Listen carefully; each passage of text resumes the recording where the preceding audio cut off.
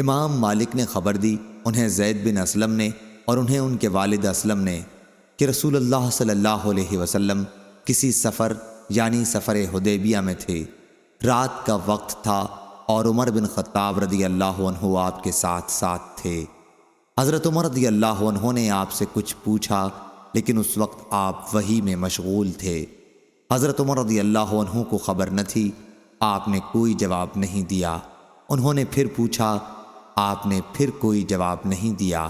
انہوں نے پھر پوچھا، آپ نے اس مرتبہ بھی کوئی جواب نہیں دیا۔ اس پر عمر رضی اللہ عنہ نے اپنے دل میں کہا، عمر تیری ماں تجھ پر روئے۔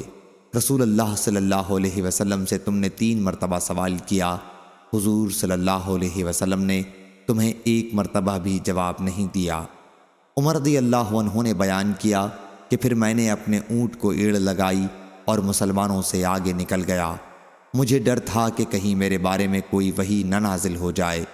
ابھی تھوڑی دیر ہوئی تھی کہ میں نے سنا ایک شخص مجھے آواز دے رہا تھا۔ انہوں نے بیان کیا کہ میں نے سوچا کہ میں تو پہلے ہی ڈر رہا تھا کہ میرے بارے میں کوئی وحی نازل نہ ہو جائے۔